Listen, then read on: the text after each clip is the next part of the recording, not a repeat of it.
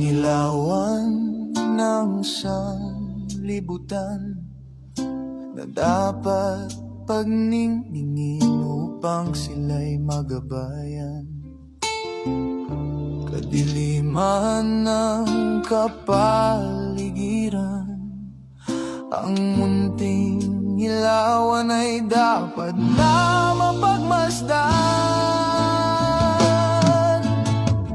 Pagningin mo ang iyong ilawan upang kadilim ay lumisan.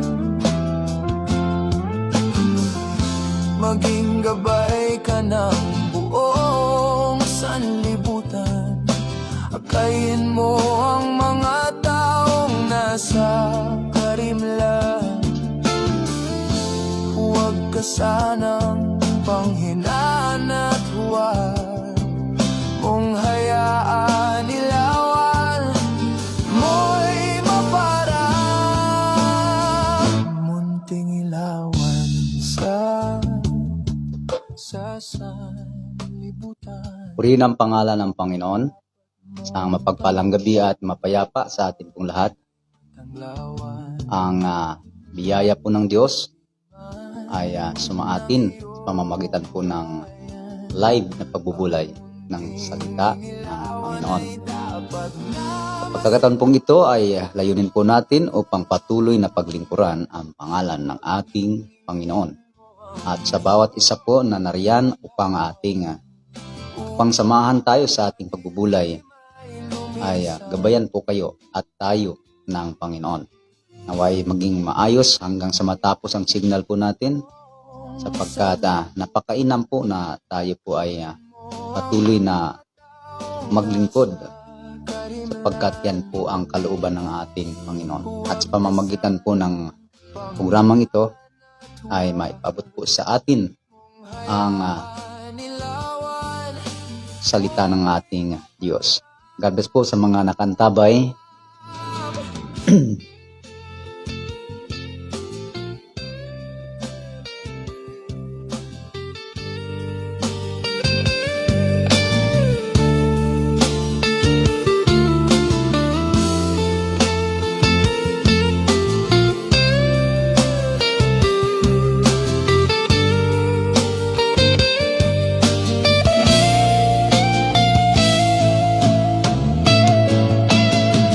Pagningin mo ang iyong ilawan upang kadilim ay lumisan. Maging gabay ka ng buong sanlibutan. Akayin mo ang mga taong nasa karimlan.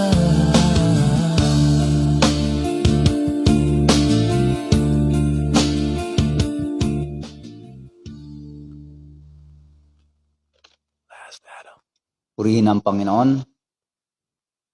God bless po sa ating mga kapatid yan na nakaabang lagi sa ating pong pagtatalakayan or live pagbubulay ng salita ng Diyos.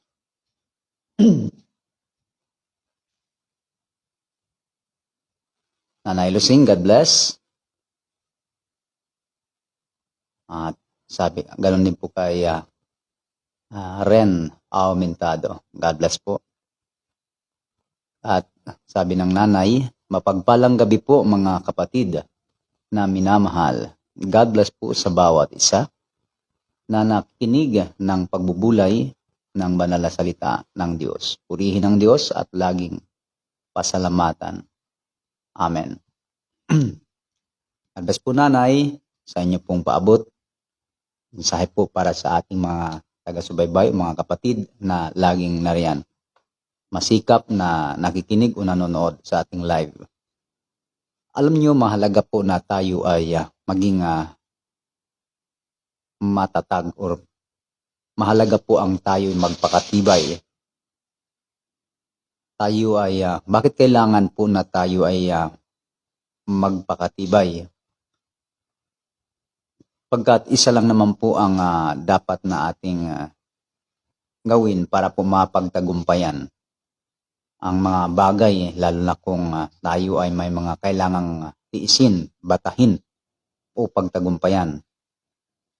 Kailangan po matibay ka, kailangan matatag ka, kailangan ikaw ay isang malakas sa mga panahon na mayroon tayong kinaharap na pakipaglaban o pakipagdigma.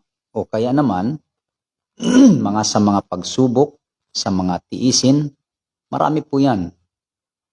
Kinakailangan po ay tayo magpakatibay. Ang maging matibay o ang dapat pagtibayin ay hindi po yung ating laman, kundi ay ang ating mga puso, maging ang ating pananampalataya.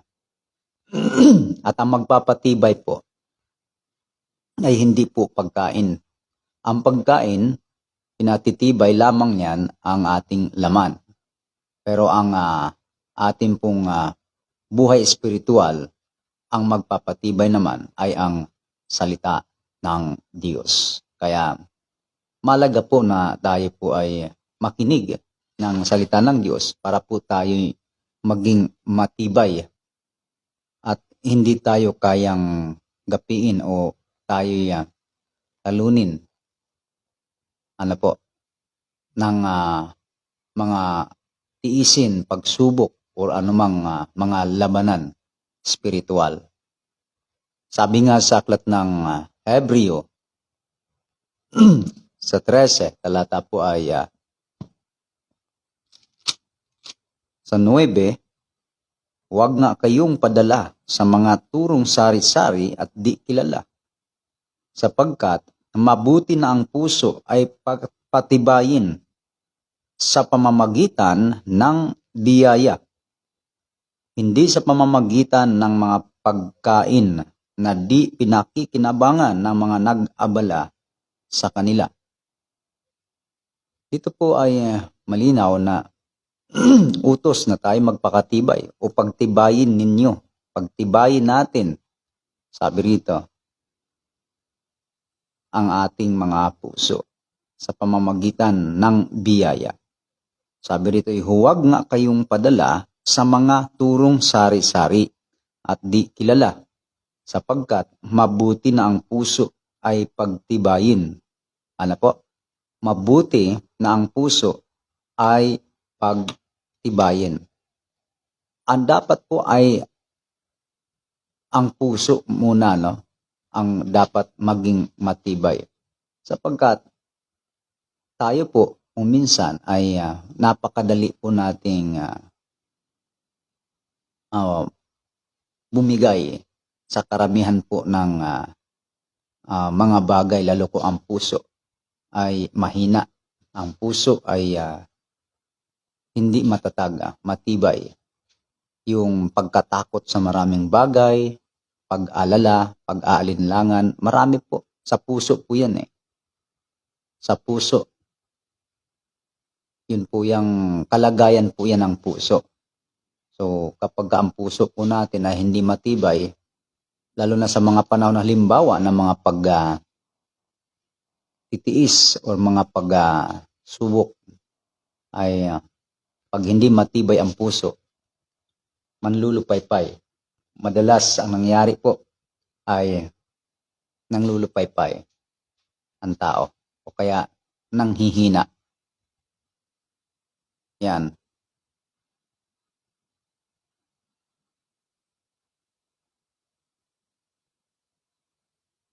Salamat po sa Panginoon. Kaya dapat matibay ang puso. Marami kasing kinakatakutan ng tao at maraming mga alalahanin sa buhay ng tao. Yung mga alalahanin, yung mga kinakatakutan ng tao, marami pa. Sa puso po yan ng tao. Sa loob ng puso o nasa puso po ng tao yan. Hindi raw sa pagkain na di pinakikinabangan ng mga nag-aabala sa kanila. Kaya kita niyo po, kahit po ang tao, maraming pagkain, kahit ang tao ay maganda ang katayuan ng buhay, kung ang puso naman ay mahina, ay hindi rin po masasabing tunay na malakas. Kahit po may pagkain, ano po, hindi ibig sabihin na matatag na ang puso. Minsan, naging dahilan po ang maraming bagay para po ang tao po ay dahil sa maraming kinakatakutan sa buhay. Kung minsan ay nauuna na hanapan ng tao ng solusyon ang mga bagay na ukol sa laman kaysa naman ukol sa bagay ng Diyos. Marami po kasi na bumibitaw sa Diyos. Maraming tao na pumipili sa mga bagay na panglaman. Ang nangyayari po ay hindi po tumitibay ang puso sa ganon. Sabi nga rito sabi po rito,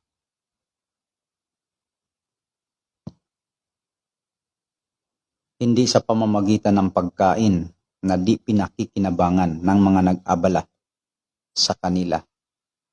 Pagdating po sa pagtibay ng puso, hindi po pala yung pagkain ang makapagpapatibay ng puso. Pero may naririnig tayo na dapat malakas ang puso mo, matibay ang puso mo, dapat ang puso mo ay hindi mahina. Ang ginagawa po ng iba ay may mga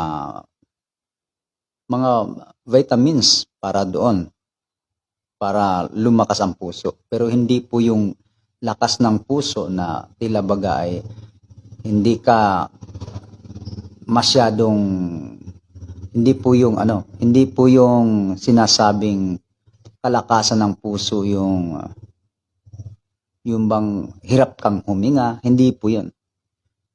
Ang tinatawag pong kalakasan o katibayan ng puso, yung matatag ka sa mga pagsubok, matatag ka sa mga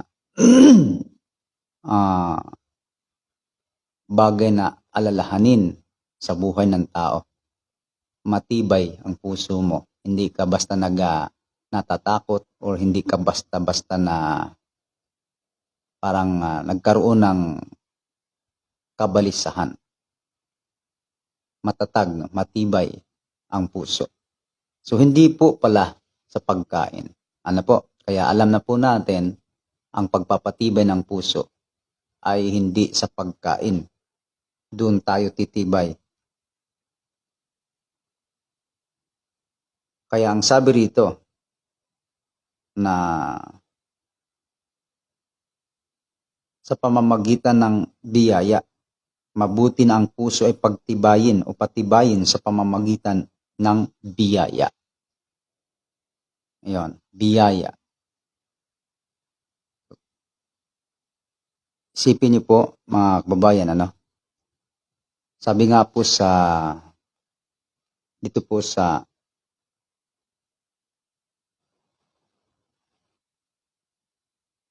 aklat ng Lucas po pala, 21 verse 34. Saglit lang po, puntahan natin. Ganito naman ang sinasabi. Sa Lucas 21 verse 34,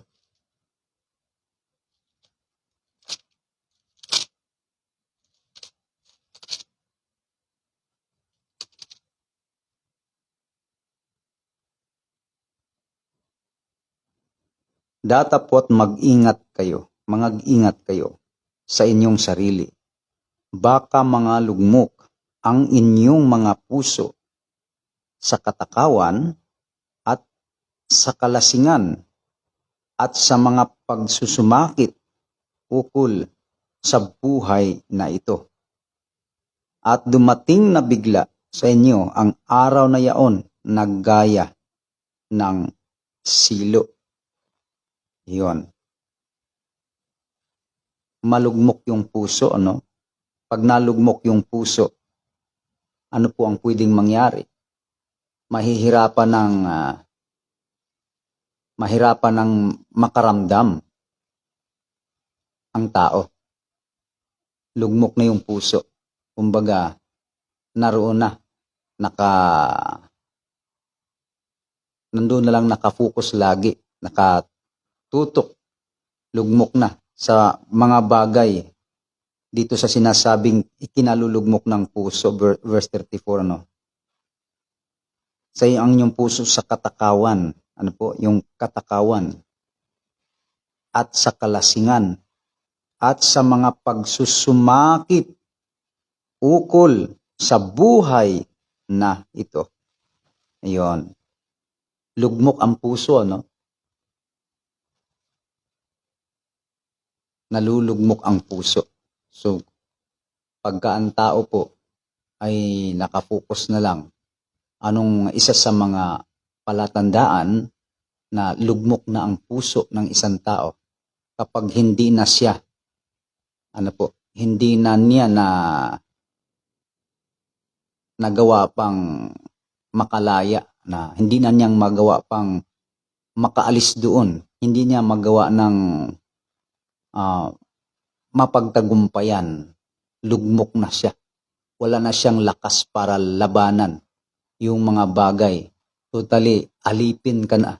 Totally, wala ka ng kalaban-laban. Wala ka ng taglay na lakas para pagtagumpayan. Nalugmok na. Kaya pagka ikaw ay, pagka ang tao, ano po, pagka ang tao ay nasa sitwasyon na ganyan, ay delikado na po yun. Kasi magiging silo ang sabi rito. No? Dumating na bigla sa inyo sa araw na yaon, nagkaya ng silo. Sipin nyo ang ganitong kalagayan ng tao kapag nalugmok na ang puso sa mga bagay dito sa mundo. No? Kapag lugmok na sa kalasingan, sa katakawan, pagsusumakit, ukol sa buhay na ito. Ukol sa buhay na ito. Napapansin po ba natin na maraming Christian, maraming nakakapakinig na rin ng salita ng Diyos, marami ng tao na alam na nila ang tama, alam na nila ang mabuti, alam na nila ang kalooban ng Diyos. Pero bakit tila ang nangyayari ay hindi nila ito napapakinabangan? Bakit hindi nila ito nagawang bigyan ng tunay na atensyon? Lalo na kapag ang isa pong tao ay medyo alinlangan pa. Hindi pa siya talagang dedicated, hindi pa siya din committed, hindi pa siya talagang, hindi pa fix ang puso niya. Merong pag-wiwiggle, nagkakaroon ng hindi,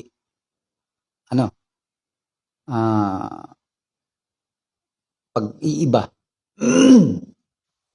Although, alam na ng tao yung salita ng Diyos, pero bakit humahantong pa rin sa puntong nalugmok ang puso ng isang tao?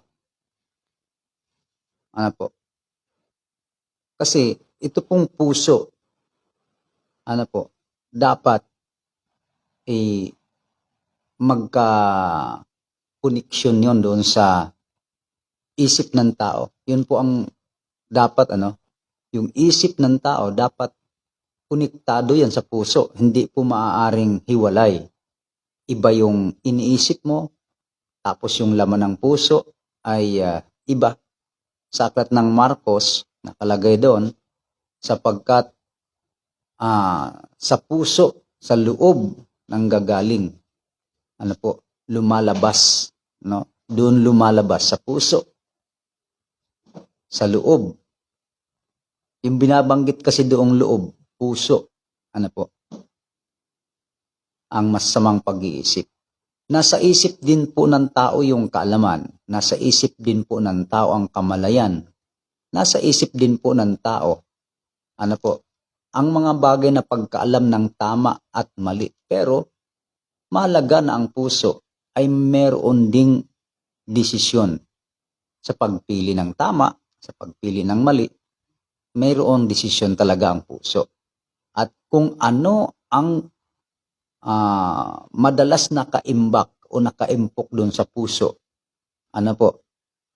kung ano yung nilalaman ng puso, natural, yun yung lalabas, yun yung gagawin niya. Kahit na alam niya, ay pwedeng yung puso pa rin ang magpasya. Kaya sabi rito, sabi sa ating binasa, ay mangag-ingat kayo sa inyong sarili. Baka mangalugmok ang inyong puso. Yon. Baka mangalugmok ang inyong mga puso. Paano natin malalaman na lugmok ang puso ng tao? Marami kasing tao na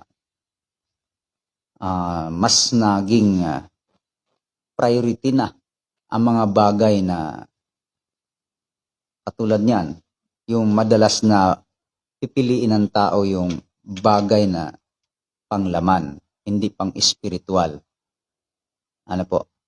Lalo kung mahalaga sa kanya yung buhay niya rito sa mundo. Ayan. Yung ang pinipili niya kung saan masaya siya. Yung pakinabang niya. Pero nakafocus lagi sa mga bagay ng sanlibutan. Yan ang tandaan natin na kapag ang puso ng tao diyan na lang lagi nakafocus, nakahilig, ay lugmok na yan, malulugmok yan. Mahihirapan po yang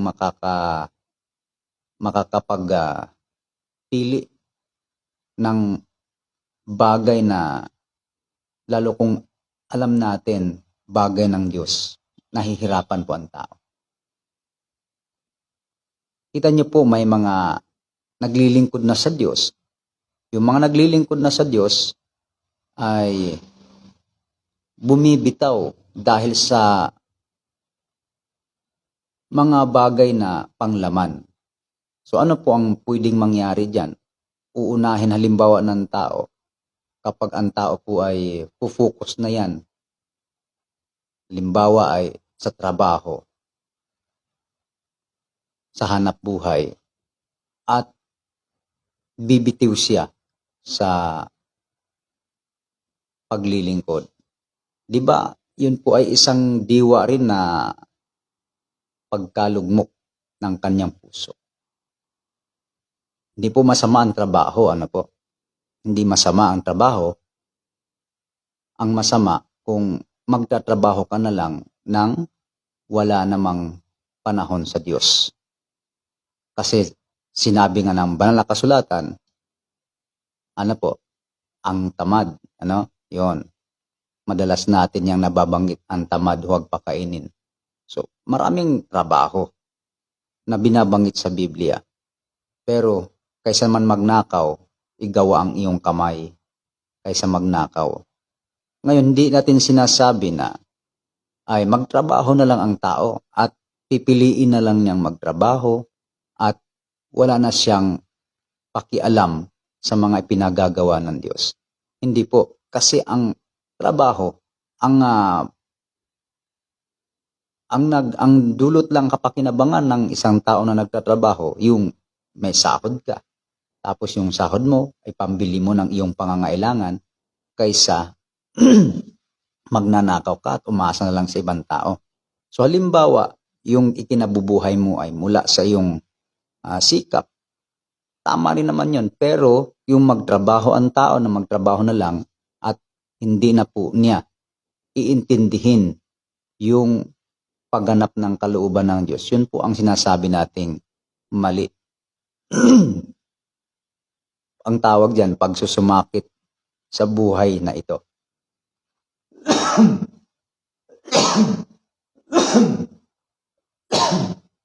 Kaya lang, hindi po yan makapagpapatibay ng puso.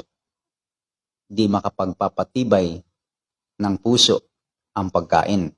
Hindi rin yan mapapakinabangan pagdating po sa kaligtasan ng kaluluwa.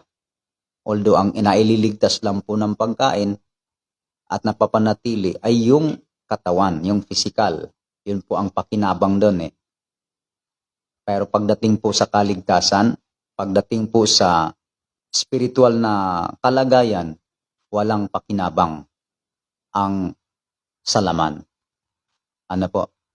Dahil sa laman, ang pakinabang lamang yung dito, buhay dito sa mundo. Buhay dito, kalagayan natin dito sa mundo. Kung paano yung ating laman kumikilos sa pamamagitan ng mga pagkain, kailangan ng physical, inumin, at kaya lang naaabuso pa. Bakit? May mga kasama pa yan ng mga kalayawan. Sa katawan din yan, kalayawan. May kasamang mga bisyo, sa katawan pa rin yan.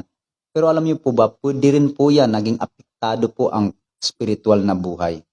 Yung pagkalugmok ng puso ay hahantong po yun sa pagkakasala, hahantong po yun, mga minamahal, sa kalagayang ang tao po ay pag nagkasala na apektado na po ang spiritual ng tao. Yun po yung sinasabing bagamat buhay ang nangagpakabuyo. Sa 5 yata yun ng aklat ng Timoteo, ang nangagpakabuyo sa kalayawan, bagamat buhay ay patay. Ayan po. Kaya pagdating po sa pagpapatibay ng puso, alalahanin natin, hindi makakatulong ang pagkain sapagkat kadalasan po, pag ang pagkain ang inuna ng tao, malulugmok nga po ang puso. At yan po ay patunay na ang puso ay hindi matatag, hindi matibay. Lugmok na eh. Lugmok na. Pag lugmok ang puso, wala siyang lakas. Wala siyang, di siya tagumpay, kundi siya ay talunan. Lugmok na ang puso. Mahihirapan na niyang mapagtagumpayan niya isang bagay. Kaya sa mga Kristiyano, sa mga totoong nakakakilala na sa Panginoon, talaga pong nagsusumikap yan, nagpinipili ng isang anak ng Diyos, ng lingkod ng Diyos, ng mga tunay na Kristiyano, ang mamuhay na magtiis, na mamuhay na magtiis, kaysa naman hanapin mo yung sa ikagiginhawa mo, hanapin mo yung sa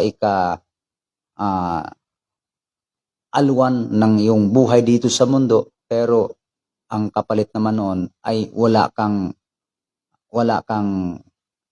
tinatawag na buhay na sa espiritual na ikaw ay masasabing matibay, matatag, mahina ka. Kaya pagdating sa mga pagsubok, ikaw yung unang nalulugmok, ikaw yung unang bumabagsak, ikaw yung unang nanghihina, ikaw yung unang natatalunan, bumibigay. Kaya maganda po, matibay ang puso.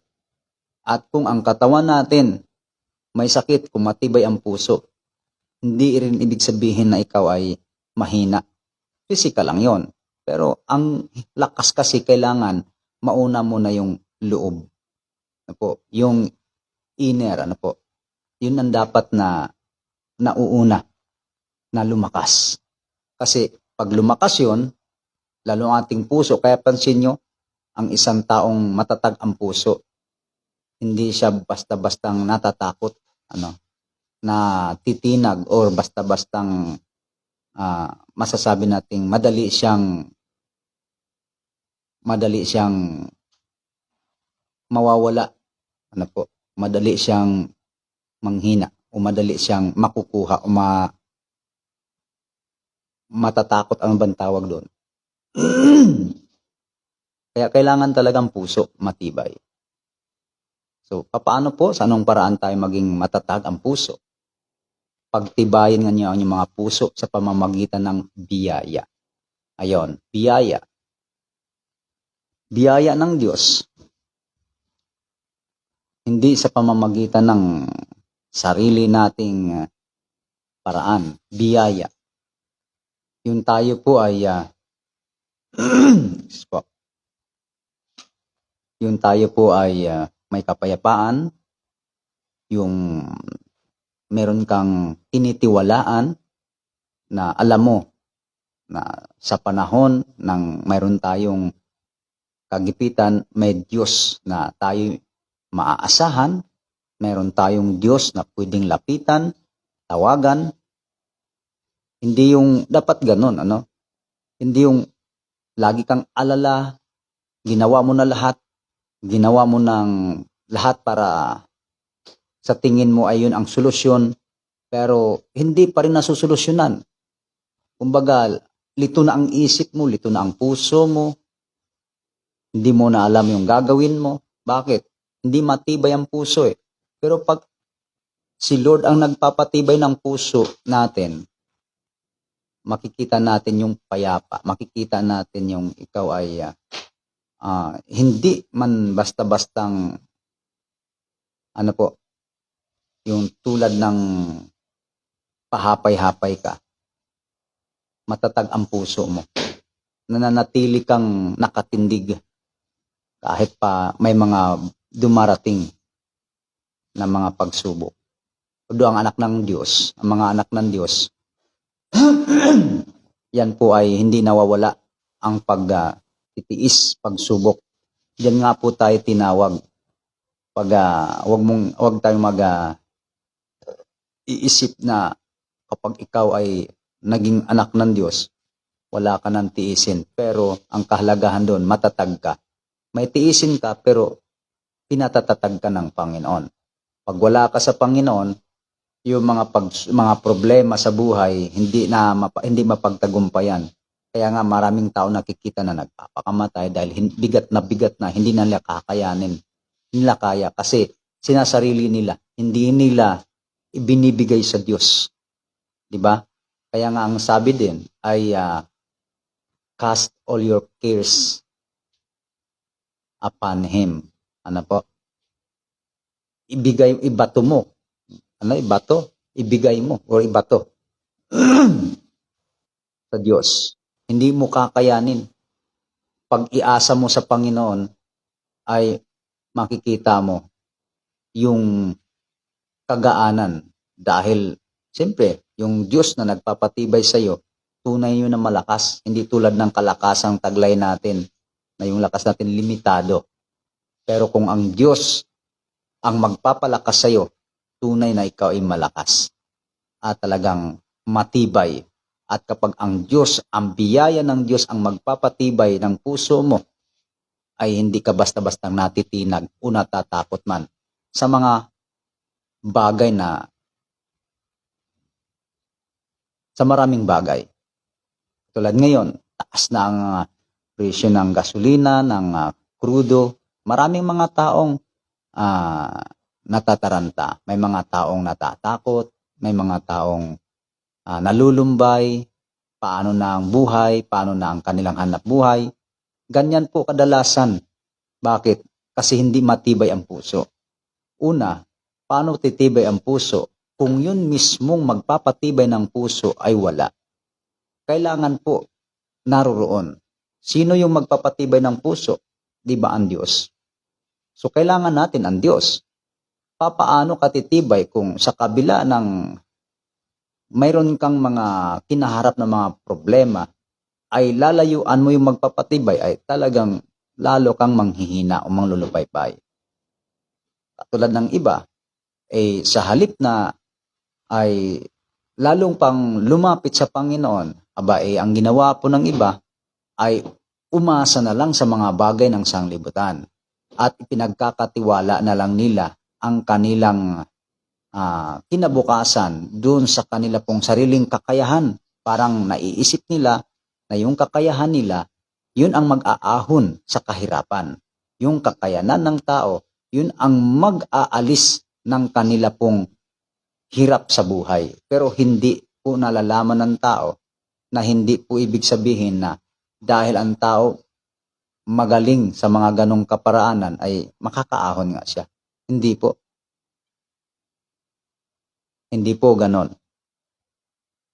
Kahit pa marami ang taong marami ang taong masasabi nating kayamanan, hindi rin po makapagsasabi na siya po ay malakas ang puso, matibay. Mas maraming ang kinakatakutan ang taong mayroong mga pag-aari sa mundo. Kaya yung bang nag-aalala siya sa maraming bagay, kailangan niyang maprotektahan yung ganito, maprotektahan yung ganyan. Bakit? Kasi nga, marami siyang pag-aari. So, nakakadagdag po yun ng kabalisahan. Sa totoo lang, nakakadagdag ng kabalisahan sa araw-araw. Yung may maraming pag-aari ang isang tao. Takot din pong mawalan. Yun po ang isa. Pero pag ikaw anak ng Diyos, tanggap mo lahat ng bagay. Tanggap mo na ikaw'y mawalan. Tanggap mo yung tiisin mo. Sabi nga sa aklat ng Pedro, diyan tayo tinawag. Kaya huwag nating isipin na kapag tayo ay naging anak ng Diyos, ay masarap na ang buhay. Maalwan yung sinasabing yung kalagayan ng isang tao. Marami kang tiisin. Pero yung pagtitiis mo, meron kang katulong, meron kang kaagapay, merong magpapalakas sa'yo. Kaya gumagaan yun. Gumagaan, hindi mo ramdam yung bigat. Kaya yun ang kaibahan. Sabi sa aklat ng Pedro, sa 2 talata po ay 21.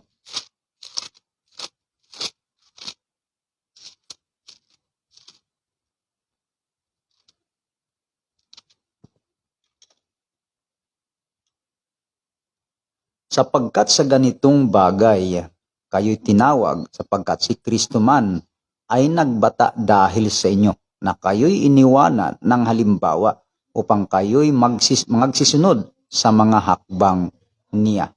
Ayan. Sabi rito, sa ganitong bagay, kayo'y tinawag. Ayan. Dito po atas natin ng kaunti, talatang 20. Sapagkat anong kapurihan nga kung kayo'y nangagkasala at kayo'y tinatampal at inyong tanggaping may pagtitiis. May tiisin may tiisin. Ngunit kung kayo'y gumawa ng mabuti at kayo'y nagbabata ay inyong tanggapin na may pagtitiis, ito'y kalugod-lugod sa Diyos. Sapagkat sa ganitong bagay, kayo'y tinawag, sapagkat si Kristo man ay nagbata dahil sa inyo. Pero ang tao, kadalasan, ang gusto ng tao, ayaw niya yung maghirap siya sa buhay. Ayaw niya yung may mga tiisin siya sa buhay. Yan ang isa sa inaayawan ng tao, yung bang maghirap, magtiis. Gusto ng tao, wala kang tiisin. Wala akong pagtitiis. Walang kabigatan. Gusto ko lagi masaya ang buhay ko. Gusto ko lagi ganito. Lahat ng gusto ko, magkakaroon ako. Lahat ng ganito. Kumbaga, yung gusto mo, lagi ang nasa isip mo. Alam niyo mga kababayan, yan ang mahirap dyan. Yan ang mahirap dyan. Ayaw magtiis ng tao. Ayaw magtiis. Pero, anong sabi? Sa ganitong bagay. Sabi ron, sa ganitong bagay, kayo tinawag. Sapagkat si Kristo man ay nagbata ng dahil sa inyo. So, alam natin na sa buhay ng isang Kristiyano ay doon tayo tinawag. Saan? Sa pagbabata, sa pagtitiis. Bakit doon tayo tinawag? Bakit hindi? Bakit may sinabi si Kristo sa aklat ng Matthew 11 verse 28? Sabi roon, magkaroon ng kapahingahan ng inyong mga kaluluwa. Ayan. Magkaroon ng kapahingahan. Magaan ang kanyang pasan. Ibig sabihin, bakit magaan? Yung kagaan ang ibinibigay ng Diyos, yung kagaanang ibinibigay ng Diyos, kagaanan yun dun sa kabigatan na dala ng tao. Maging kagaanan sa tao yung pasan na ipinapapasan ng Panginoon. Ang magagaanan doon, yung kaluluwa. Bagaman ang ating labas, ating physical, may mga, halimbawa may mga tiisin, may mga sakit pa yung iba, may mga dinaramdam. Pero dahil nga ay na kay Kristo ka, yung bagay na yon ay kayang-kaya. Kayang-kaya mong dalhin, magaan para sa'yo, hindi hirap. Yung iba, pag nagkasakit na, talagang hinihiling pa nila, mamatay na lang ako, patay na lang ako, kaysa maghirap ako ng ganito. Di ba kadalasan ang tao, pag may pagtitiis na, umiiyak na ang tao, kailangan, ayaw ko ng ganito, hirap na ako. Di ba? Doon pa lang sa salita na yon, umaangal na. Ibig sabihin, ayaw talaga ng taong maghirap, ayaw magtiis. Pero pag walang pagtitiis, ang tao, kung walang pagtitiis, kung wala pa yung pagtitiis, wala yung tiisin, kumbaga, pag walang tiisin, magaan, maginhawa, kita niya naman ang resulta rin. Minsan, ang tao hindi nakakaalala ng Diyos. Hindi nakakaisip na may Diyos na dapat pala magbigay din siya. Magbigay siya ng panahon at kailangan niya ng kailangan naman niyang pagtuunang pansin ang Diyos. Saka lang naman naisip ng tao talaga ang Diyos kapag may tiisin na, pag may hirap na. Pero huwag naman yung ganon na darating kung kailan ng panahon na mga may tiisin, saka mo palang naalala ang Diyos. Pero ang tanong, tutulungan ka kaya ng Diyos sa panahon ng kabigatan mo kung mahabang panahon hindi mo siya pinapansin, hindi mo siya iniintindi. Mahabang panahon, wala kang time para sa Kanya. Wala kang time maglingkod, wala kang time makinig, wala kang time, kumbaga totally, wala kang panahon sa Diyos. Tapos, nung ikaw ay may tiisin, saka mo naaalala ang Diyos. Yun. Doon pa naalala ng tao. Pero ang hiniling ng tao, tapusin ang kanyang hirap. Diba? Yun ang hiling ng tao. Ano ba dapat ang unahin nating hilingin pag mayroon tayong mga kabigatan, tiisin, o may mga bagay na doon tayo nahirapan? Kung tumawag tayo sa Panginoon, dapat una nating hilingin sa Panginoon ay humingi tayo ng tawad. Humingi tayo ng tawad sa Panginoon sa ating mga kakulangan, sa ating mga kasamaan, para magkaroon ng makakilos ang Panginoon sa buhay natin. Para makakilos ang Panginoon sa buhay natin, kailangan bigyan natin siya ng puwang sa puso. Kailangan maging malinis ang puso ng tao. Linisin mo ang puso mo. Dapat maging malinis. Paano yon? Iunahin mo yung paghingi ng tawad sa Diyos. Lumapit sa Diyos. Humingi ng tawad. Magpakumbaba. Isuko ang buhay sa Panginoon. Yan. Kita nyo po, kapag ganyan po ang ginagawa ng tao, at totally ang tao po ay nagpasya, tumalikod sa kasalanan. Alam niyo po mga minamahal, napakadali lang po ng Diyos kumilos para tulungan tayo. Yun po ang dapat na ating ugaliin. Ayaw ng tao ang pagtitiis. Kaya siguro ang gagamitin ng Diyos, kung bakit kailangan ang Diyos ay gagamit ng isang pagpapahirap na mas matinding mga tiisin, dahil ang pagtitiis nga ng tao, ang pagtitiis nga ang ayaw ng tao. Kaya kapag ang isang tao din parurusahan ng Panginoon, pagtitiis din ang ibibigay sa tao.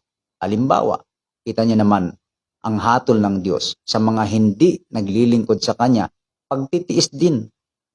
Di ba? Hirap din. Kasi yun ang ayaw ng tao eh. Kaya kung ano yung ayaw ng tao, kadalasan, doon pa siya pupunta. Pero kung tayo, pinipili nating magtiis, mga minamahal, aalisin naman ng Diyos yung mga pagtitiis mo. Pinili mo ang pagtitiis, pero bibigyan ka naman ng Diyos ng kaaliwan, ng kaginhawahan sa huli.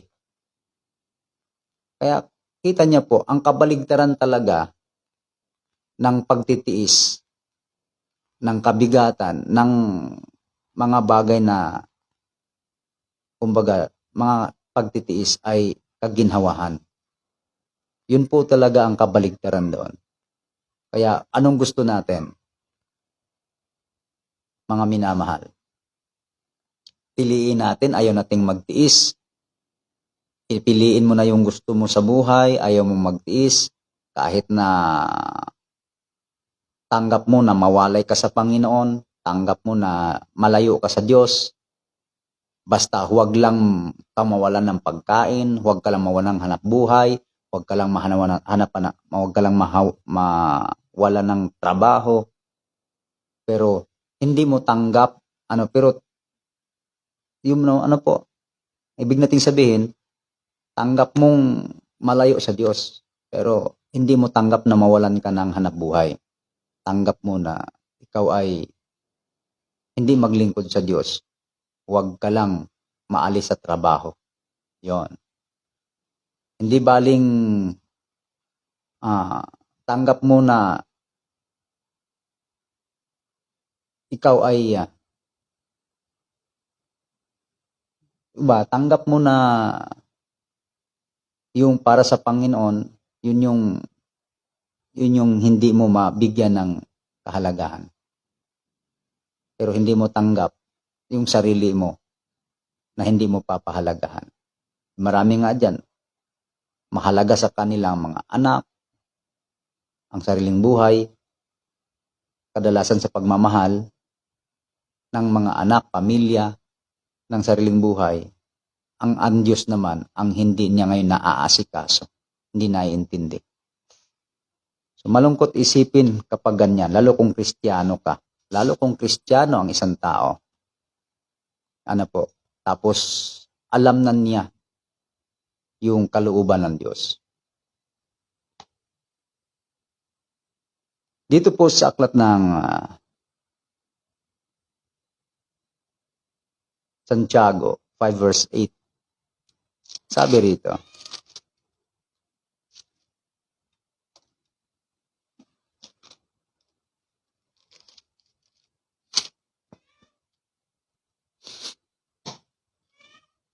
mangagtiis din naman kayo, pagtibayin ninyo ang inyong mga puso. Ayun mangagtiis din naman kayo. Kapag ang tao po ay gustong tumibay ang puso, ano po ang dapat gawin? Mangagtiis din naman kayo. Kaya kung gusto mong tumibay ang puso, huwag mong ayawan ang pagtitiis.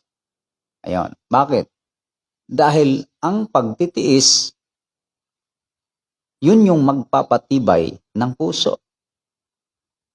Ang kadalasan ng tao, ang gali ng tao, ayaw ng tao ang pagtitiis pero ayaw ng tao ang pagtitiis, kaya ayaw din ng tao tumibay ang puso.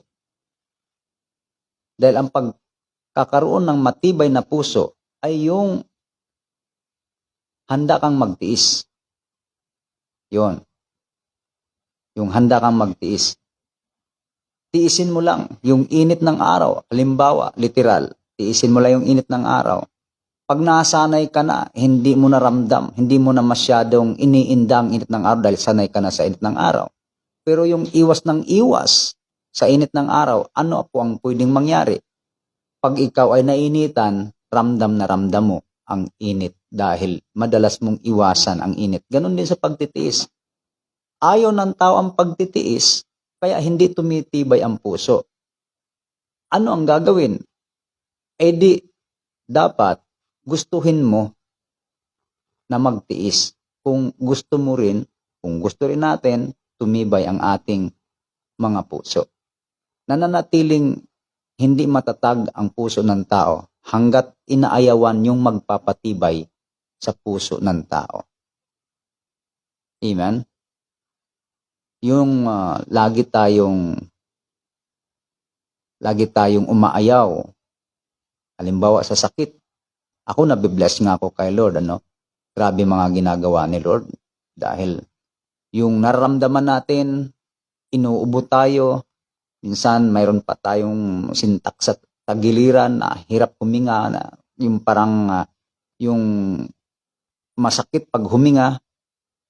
Nung nakaraan lang, tuloy-tuloy yung ubo natin, minsan dito pa sa live, mga kababayan, Yan ang madalas, nakikita niyo naman siguro. Walang cut dito. Inuubo tayo. Minsan patagi-tagilid tayo sa ubo. Talagang nandyan, tinitiis lang po natin yung sakit sa dibdib natin sa likod, tinitiis lang po yan natin. Pero kita niyo po, hindi yung dapat pag may sakit ka, agad na gusto mo, Lord, pagalingin mo po ako, Lord, pagalingin mo po ako. Di ba? Pagalingin mo po ako. Ibig sabihin nun, ayaw talaga ng taong magtiis. Ayaw ng taong maghirap. Bakit? Bakit mo hinihiling na gumaling ka? Pagalingin ka? Ibig sabihin, nahihirapan ka. Di ba? Pero pabayaan mo lang yung pagtitiis na yon. Makikita mo yung galaw ng Panginoon. Magugulat ka na lang, wala na ako naramdaman ha? Ba't hindi na ako inuubo ha? Ba't hindi na masakit ang ganito, ganyan ko? Yon, mamamangha ka na lang sa Panginoon. Kaya makikita mo, ang alwan, napakagaan, nang ikaw ay pinagaling ni Lord doon sa mga tiisin, sa mga hirap ng iyong katawan. Pinagaling ka ng hindi ka man lang, halimbawa, hindi ka man lang umaangal. Tinanggap mo na yung tiisin mo. Sa kabila pero nung tanggapin mo ang pagtitiis, kita mo naman ang ginawa ng Diyos. Inalis yung tiisin. Pero yung ayaw magtiis, kumbaga yung mga taong ayaw ng hirap, mas madalas lalo pa tuloy na pahihirapan. Kaya okay lang po magtiis mga kababayan, mga minamahal natin. Sanayin natin ang ating mga sarili. Pagdating sa pagtitiis, tiis lang. Yun ang magpapatibay ng ating mga puso. Yun ang magpapatatag sa atin. Huwag nating ayawan. Kung yan ang kalooban ng Panginoon na may tiisin tayo, okay lang yan. Kung ang resulta naman ay titibay ka, maging matatag ang puso mo, dahil ang sabi nga sa ating binasa, mangagtiis kayo. Ano po? Sa ating binasa, sa 5 verse 8, pagtibayin. Ano po? Mangagtiis din naman kayo. Pagtibayin ninyo ang inyong mga puso, sapagkat ang pagparito ng Panginoon ay malapit na. So, habang palapit na palapit ang pagdating ng ating Panginoon, lalo pa nating sikapin na maging matibay ang puso. Sa paanong paraan? Ang pagtitiis. Ang pagtitiis ang siyang magpapatibay ng puso. Kaya kung tayo po ay hindi umaayaw sa mga tiisin, mahalaga ay mayroon kang mindset na naniniwala ka, hindi naman tayo pababayaan ng Diyos. Amen? Hindi ka naman tatalikuran ng Diyos. Hindi ka naman iiwan ng Diyos. Alam niyo, ang Diyos kasi mayroong pangako eh. Kapag gaganyan ang puso at isip mo na lagi kang nakatuon, nakasentro sa pangako ng Diyos, nakasentro ka lagi sa kanyang mga salita. Tandaan po natin, mga minamahal, yan po ang gustong-gusto ng Panginoon.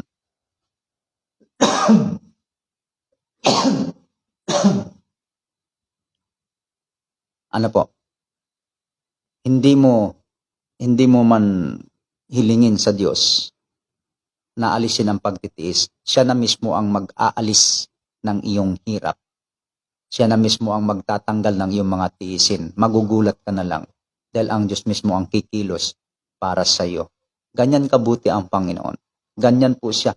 Alam naman niya ang kailangan ng kanyang mga anak. Alam din naman niya kung ano ang hirap na dinanas ng kanyang anak. Alam niya kung anong sitwasyon, kalagayan, dahil may limitasyon tayo. Siya ang nagbigay. Hindi niya ibibigay na hindi natin kaya. Yon. Ibig sabihin, lahat yan, alam ng Diyos. Alam niya yan. Yung mga tiisin, alam niya yan. Kaya habang palapit na palapit ang pagdating ng ating Panginoon, asahan na po natin, mas madami pa ang mga tiisin natin. Huwag tayong mag-isip na habang palapit na palapit ang Panginoon, ay aalisin ng Panginoon ang mga tiisin natin.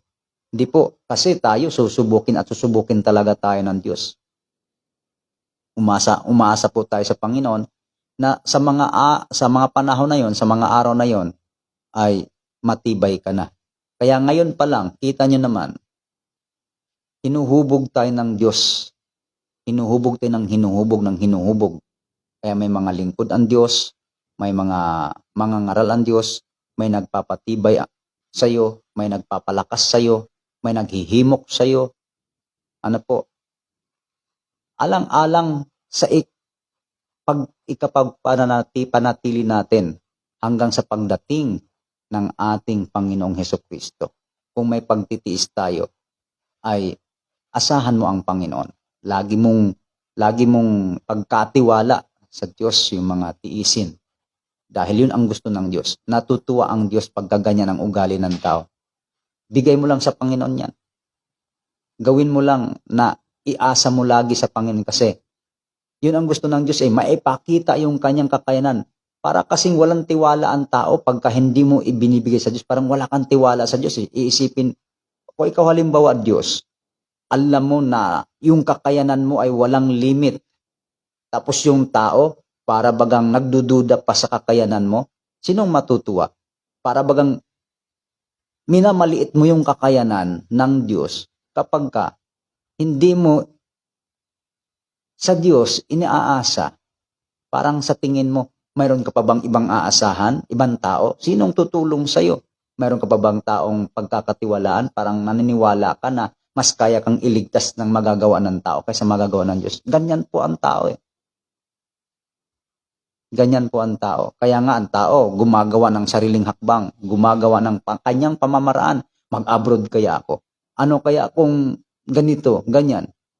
Diba? Kasi iniisip niya, yun yung makapagbibigay sa kanya ng kaginhawaan ng kanyang buhay. Although, ayaw niya, nahirapan na siya Ayaw niya ng pagtitiis. Gusto niyang makaahon na sa hirap. So yun ang naisip niya. Pero ang pakaingatan natin, anong sabi? Baka mga lugmok. Ano po? Kung kailan pa yung panahon, halimbawa darating ang Panginoon, malapit na Malapit nang dumating si Kristo. Kung kailan pa yung panahon, halimbawa, huwag naman sana, na kung kailan malapit na yung pagdating ng Panginoon, doon pa nalugmok ang puso ng tao. Paano nalugmok? Maaaring sa simula, may takot pa siya, na nagkulang siya, na medyo lumbay pa siya dahil nakaramdam siyang kalumbayan sa pagkukulang niya, hindi siya nakapakinig, hindi man siya naka-attend, mayroong nakaramdam siya ng kalumbayan o na giguilt pa siya, pero dahil nasanay na siya at talagang pinanindigan na at hindi na makaramdam ng ang puso niya ng takot or kalumbayan, delikado po yon. Malamang baka lugmok na ang puso. Pag nalugmok na ang puso, paano ka pa makaramdam ng takot? O parang nangangamba kang mahiwalay na hindi mo na maramdaman yung takot. Diba? Delikado yan mga kapatid. Kaya huwag nating piliin hanggat ginusto ng Diyos na tayo ay paranasin ng pagtitiis. Alam niya yun Alam niya yun. Yun ang paraan ng Diyos para ikaw tumibay. Pero bakit ayaw ng tao? Hanggat inalaw ng Diyos, halimbawa yung mga bagay na yan, pabayaan mo lang. Hindi yung nakikipaglaban ka sa way ng Panginoon. Pero yung pakikipaglaban mo, ang resulta naman ng pagkalayo sa Diyos. Delikado yon. Kaya, alam naman ng Diyos yung kanyang ginagawa. Minsan, hintayin mo lang na ipaunawa ng Diyos. Hintayin mo lang, darating ang araw, maunawaan mo kung bakit nakaranas ka ng ganong pagtitiis. Sabi ng iba, balang araw, makita mo rin ang napakagandang plano ng Panginoon. Una, tumibay ka na. Pangalawa, naging tapat ka pa sa mga panahon na kung saan ay pinili mo ang Panginoon kahit may tiisin ka at hindi mo pinili ang nais mo at ang kagaanan ng iyong buhay pag ginhawa ang iniisip mo. Makikita mo yung galaw ng Panginoon. Di ba, mga kapatid, mga kababayan? Tandaan po natin, kadalasan po dahil ayaw ng taong magtiis, tingnan nyo, susunggaban ng tao kahit na magkasala kasi ayaw nga ng magtiis. Pero pag nagtiis ka, nalalayo ka pa sa pagtitiis. Puntahan natin ang Hebreo 12 talatang 15. Ang sabi po rito,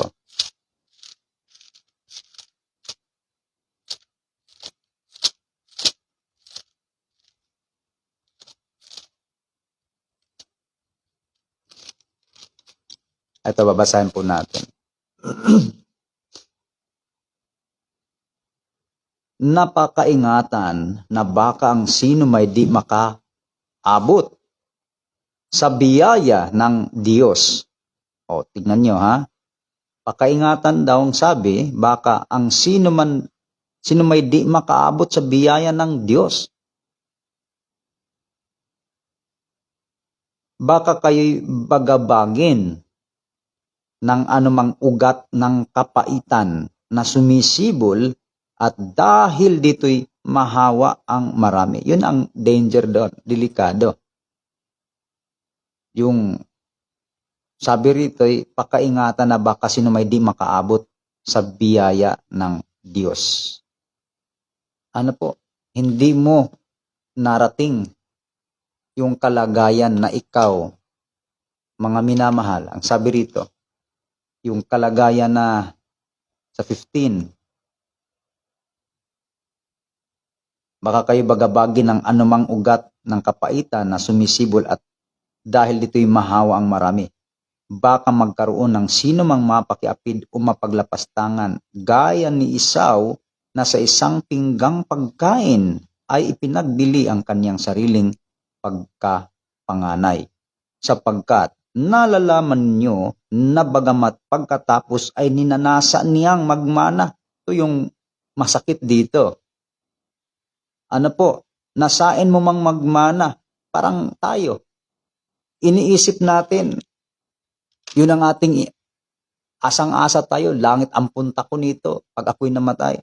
Pag dumating ang Panginoon, sa araw ng pagharap natin, siguradong pasok ka ng langit. Yon. Yung asang-asa ka sa ganong isip na sa isip mo. Pero pagdating ng araw ay bigo ka. Bakit? Kasi sa halip, ano po? Sa halip na ikaw ay pumukus sa Panginoon, saan ka nakafocus? Diba? Sa halip ay paglingkod mo yung natitira mong buhay, araw at oras sa Panginoon, saan mo nagagamit yung panahon? Saan mo nagagamit yung oras mo? Saan mo inihilig yung puso mo? Diba? Kaya ang sabi rito, baka ang sino may di makaabot sa biyaya ng Diyos, yung marating mong kalagayan, na iniisip mo ikaw ay halimbawa ligtas, ay hindi mo pa pala narating yon. Akala mo'y sapat na yung ginawa mo, hindi pa pala. Kumbaga, sabi naman ng iba ay ang kaligtasan ang hindi ka ay may gawa. O kita nyo po rito, o tingnan nyo po, pakaingatan na baka sino may di makaabot. Ibig sabihin, Yun mismong tao ang sinabihan di makaabot sa biyaya ng Diyos, baka kayo'y bagabagin ng anumang ugat ng kapaitan na sumisibol, at dahil dito'y mahawa ang marami. Baka magkaroon ng sino mang mapakiapid o mapaglapastangan gaya ni Esau na sa isang pinggang pagkain, isang pinggang pagkain ay ipinagbili ang kanyang sariling pagkapanganay. Nasa kanya, hawak na niya no? Yung pagkapanganay. Taglay-taglay na niya. At alam niyo ba yung pagkapanganay? Napakahalaga ito sa Panginoon. Taglay mo na. Taglay mo na. Pero nawala pa sa'yo.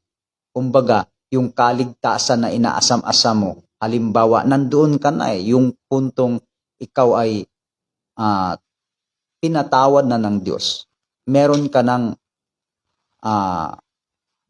ng sa puntong yon ay ligtas ka sa kapahamakan, sa parusa ng Diyos.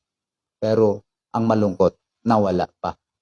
Dahil ipinagpalit sa isang pinggang pagkain. Ayan. Anong nangyari? Kahit umiyak, papaano kung wala ka ng time, wala ka ng panahon?